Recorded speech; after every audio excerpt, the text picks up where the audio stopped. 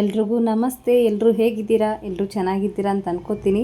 ನಾನು ಕೂಡ ತುಂಬ ಚೆನ್ನಾಗಿದ್ದೀನಿ. ಇವತ್ತು ಸಿಂಪಲ್ಲಾಗಿ ನಮ್ಮ UK ಸ್ಟೈಲಲ್ಲಿ ಬದನೆಕಾಯಿ ಹೇಗೆ ಮಾಡೋದು ನೋಡ್ಕೊಂಬರೋಣ ಬನ್ನಿ ಆಯಿತಾ. ತುಂಬ ಸಿಂಪಲ್, ಇದರಲ್ಲಿ ತುಂಬ ವೆರೈಟೀಸ್ ಇದೆ. ಇಲ್ಲಿ ಅರ್ಧ ಕೆ ಜಿಗಿಂತ ಕಮ್ಮಿ ಬದನೆಕಾಯಿ ತೊಗೊಂಡಿದ್ದೀನಿ, ಸ್ವಲ್ಪ ಕಮ್ಮಿ ಇದೆ ಅರ್ಧ ಕೆ ಜಿಗೆ. ಆಮೇಲೆ ಒಂದು ಈರುಳ್ಳಿನ ಸಣ್ಣ ಉದ್ದುದ್ದಾಗಿ ಕಟ್ ಮಾಡಿದ್ದೀನಿ. ನೆಕ್ಸ್ಟು ಎಣ್ಣೆ ತೊಗೊಂಡಿದ್ದೀನಿ. ನೆಕ್ಸ್ಟು ಸ್ವಲ್ಪ ಶೇಂಗಾ ಹುರಿದಿಟ್ಕೊಂಡಿದ್ದೀನಿ, ಮಿಕ್ಸಿಗೆ ಹಾಕ್ಕೋಬೇಕು ಅದನ್ನು. ಸ್ವಲ್ಪ ಹುಣಸೆಹಣ್ಣನ್ನು ನೆನೆಸಿಟ್ಕೊಳ್ಳಿ.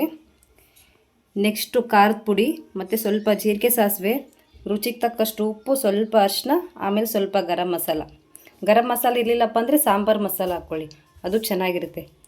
ಖಂಡಿತ ಒಂದು ಸಾರಿ ಟ್ರೈ ಮಾಡಿ, ಹೇಗಿತ್ತು ಅಂತ ಹೇಳಿ ಆಯಿತಾ. ಹೇಗೆ ಮಾಡೋದು ಅಂತ ನೋಡ್ಕೊಂಬರೋಣ ಬನ್ನಿ.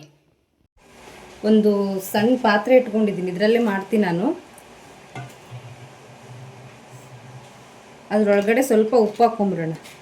ಇವಾಗ ಸ್ವಲ್ಪ ಬದನೆಕಾಯಿನ ಕಟ್ ಮಾಡ್ಕೊಂಬಿಡೋಣಂತೆ. ನಿಮಗೆ ಯಾವ ಥರ ಬೇಕು ಆ ಥರ ಕಟ್ ಮಾಡ್ಕೊಳ್ಳಿ. ತುಂಬ ಬದನೆಕಾಯಿ ಆದರೆ ಇನ್ನೊಂದು ವೀಡಿಯೋದಲ್ಲಿ ತೋರಿಸಿದ್ದೀನಿ ಅನ್ಕೋತೀನಿ. ಇದು ಕಟ್ ಮಾಡ್ತಾ ಇರೋದು ನಾನು. ಜಸ್ಟ್ ಸೇಮ್ ಉದ್ದಕ್ಕಾದ್ರೂ ಕಟ್ ಮಾಡ್ಕೊಳ್ಳಿ, ಅಥವಾ ಸಣ್ಣ ಸಣ್ಣ ಪೀಸಾಗಿ ಆದರೂ ಕಟ್ ಮಾಡ್ಕೊಳ್ಳಿ. ಇಷ್ಟಿರುತ್ತಲ್ಲ, ಸೇಮ್ ಉದ್ದುದ್ದಾಗಿ ಕಟ್ ಮಾಡ್ಕೊಳ್ಳಿ.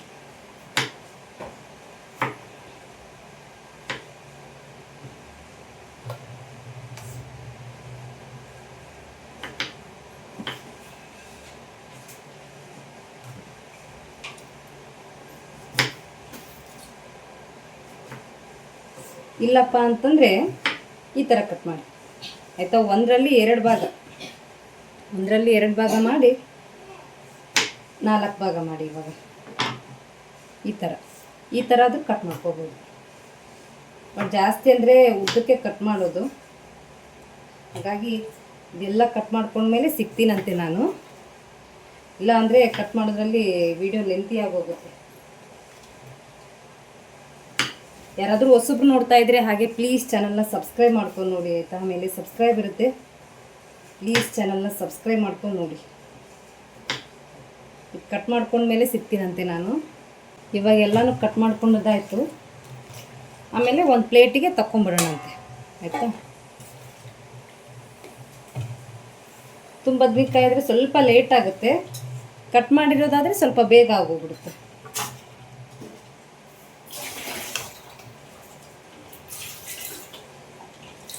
ಆಮೇಲೆ ಇದರಲ್ಲೇ ಆಲೂಗಡ್ಡೆನೂ ಹಾಕ್ಕೋಬೋದು ನಾವು ಆಯಿತಾ. ಇವಾಗ ಬದನೆಕಾಯಿ ಕಟ್ ಮಾಡಿದ್ದೀನಲ್ಲ, ಸೇಮ್ ಇವಾಗ ಒಂದೆರಡು ಆಲೂಗಡ್ಡೆ ಕಟ್ ಮಾಡ್ಕೊಂಡು ಇದ್ರೊಳಗಡೆ ಹಾಕ್ಕೊಂಡು ಹಂಗೂ ಬರುತ್ತೆ. ಆ ಥರನೂ ಮಾಡ್ತಾರೆ ಆಯಿತಾ. ತುಂಬ ವೆರೈಟಿ ಮಾಡ್ತಾರೆ ಬದನೆಕಾಯಿಲಂತೂ.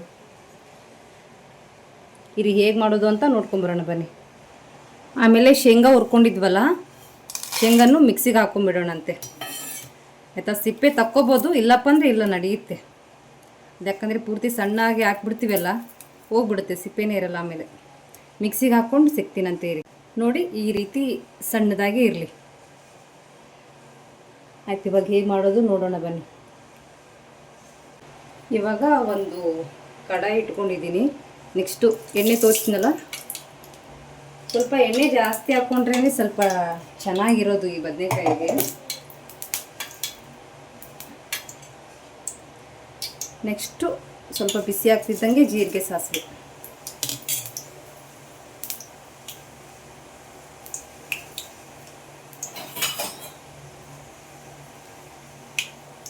ಆಯಿತಾ. ತುಂಬಾ ಸಿಂಪಲ್ಲು, ಖಂಡಿತ ನೀವು ಟ್ರೈ ಮಾಡಿ ಆಯಿತಾ.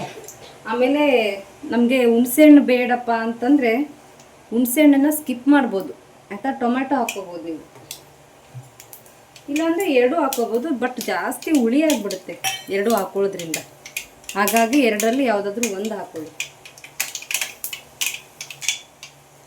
ಸ್ವಲ್ಪ ಕರಿಬೇವು, ಅದರಲ್ಲಿ ತೋರಿಸಿಲ್ಲ ಅನ್ಕೋತೀನಿ ಕರಿಬೇವು, ನಾನು ಹಾಕ್ಕೋಬೋದು, ಇಲ್ಲ ಅಂದರೆ ಇಲ್ಲ.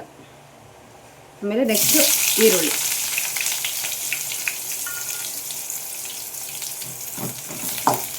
ನೀವು ಉದ್ದಾಗಾದರೂ ಕಟ್ ಮಾಡ್ಕೋಬೋದು, ಚಿಕ್ಕ ಚಿಕ್ಕ ಪೀಸಾಗಿನೂ ಕಟ್ ಮಾಡ್ಕೋಬೋದು. ನಾನು ಉದ್ದಾನೆ ಕಟ್ ಮಾಡ್ಕೊಂಡಿದ್ದೆ, ಯಾಕಂದರೆ ಬದನೆಕಾಯಿನೂ ಉದ್ದವಾಗಿ ಕಟ್ ಮಾಡ್ಕೊಂಡಿದ್ನಲ್ಲ, ಹಾಗಾಗಿ.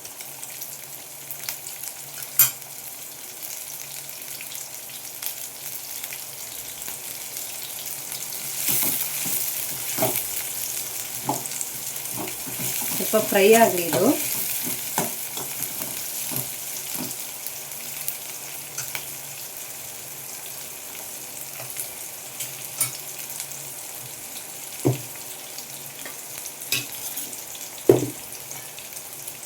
ನಮ್ಮ ಸೈಡ್ ತುಂಬಾ ಮಾಡ್ತಾರೆ ಬದನೆಕಾಯಿಲೆಲ್ಲ ವೆರೈಟೀಸ್. ಬದನೆಕಾಯಲ್ಲಿ ತುಂಬ ವೆರೈಟಿ ಇದೆ. ಅದರಿಂದ ಸುಟ್ಟು ಬದನೆಕಾಯಿಂದ ಇನ್ನೊಂದು ಮಾಡ್ತಾರೆ ರೆಸಿಪಿ, ಅದು ಮಾತ್ರ ಸೂಪರಾಗಿರುತ್ತೆ.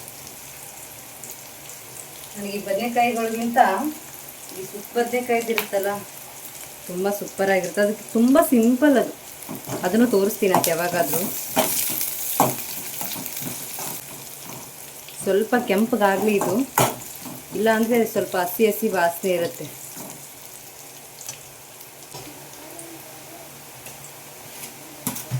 ನೀವು ಚಪಾತಿ ಬೇರೆ ಮಾಡಬೇಕಾಗಿತ್ತು.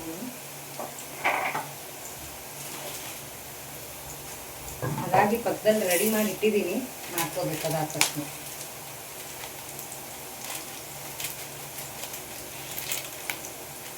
ಚಪಾತಿಗೆ ಅಥವಾ ರೊಟ್ಟಿಗೆ ಎಲ್ಲದಕ್ಕೂ ಸೂಪರ್ ಇರುತ್ತೆ. ಸ್ವಲ್ಪ ಕೆಂಪಗಾಯ್ತಾ, ನೆಕ್ಸ್ಟು ಬದನೆಕಾಯಿನ ಹಾಕ್ಕೊಂಡ್ಬಿಡಿ. ಸ್ವಲ್ಪ ಮಿಕ್ಸ್ ಮಾಡ್ಕೊಳ್ಳಿ ಹಾಕಿ.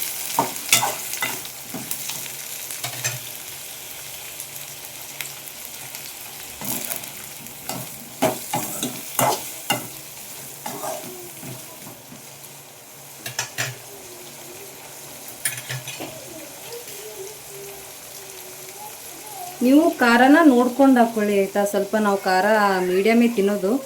ಫಸ್ಟ್ ಆದರೆ ತುಂಬ ಜಾಸ್ತಿ ತಿಂತಾ ಇದ್ವಿ ಖಾರ, ಇವಾಗ ಸ್ವಲ್ಪ ಕಮ್ಮಿ. ಮಕ್ಕಳು ಇರ್ತಾರಲ್ಲ, ಅಡುಗೆ ಮಾಡಿದ್ರೆ ಎಲ್ಲ ಅವ್ರಿಗೂ ಸೇರಿಸಿ ಮಾಡಿರ್ತೀವಲ್ಲ, ಹಾಗಾಗಿ ಸ್ವಲ್ಪ ಕಮ್ಮಿ ತಿನ್ನೋದು ಇವಾಗ. ನೆಕ್ಸ್ಟು ಈ ಮೂರೂ ಹಾಕ್ಕೊಂಬಿಡಿ ಆಯಿತಾ. ಒಂದೊಂದಾಗೇನಿಲ್ಲ, 3 ಹಾಕ್ಕೊಂಬಿಡಿ.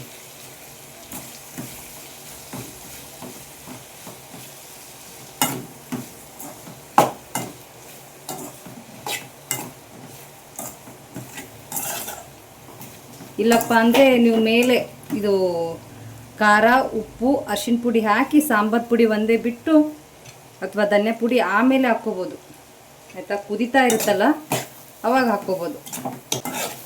ಆಮೇಲೆ ಶುಂಠಿ ಬೆಳ್ಳುಳ್ಳಿ ಪೇಸ್ಟು ಹಾಕ್ತಾರೆ ಇದರಲ್ಲಿ. ನನಗಷ್ಟು ಇಷ್ಟ ಆಗಲ್ಲ ಇದರಲ್ಲಿ, ಹಾಗಾಗಿ ನಾನು ಹಾಕಿಲ್ಲ. ಅದು ಹಾಕ್ತಾರೆ. ಸ್ವಲ್ಪ ಎಣ್ಣೆಲಿ ಫ್ರೈ ಆಗಬೇಕು.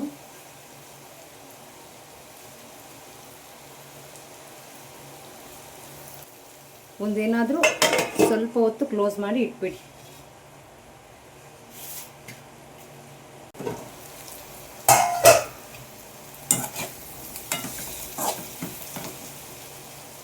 ಆಮೇಲೆ ಹುಣಸೆಹಣ್ಣಿನ ರಸ ಇತ್ತಲ್ಲ, ಇವಾಗ ಹಾಕ್ಕೊಳ್ಳಿ. ಅದನ್ನು ಹುಣಸೆಹಣ್ಣನ್ನು ಹಾಕ್ಕೋಬೇಡಿ, ಜಸ್ಟ್ ರಸ ಮಾತ್ರ ಹಾಕ್ಕೊಳ್ಳಿ. ಸ್ವಲ್ಪ ಅದು ಕುದಿಯೋಷ್ಟು ಮಾತ್ರ ಬೇಕು ನೀರು, ಹಾಗಾಗಿ ಸ್ವಲ್ಪ ನೀರು ಹಾಕ್ಕೊಳ್ಳಿ, ಜಾಸ್ತಿ ಏನು ಹಾಕ್ಕೋಬೇಡಿ.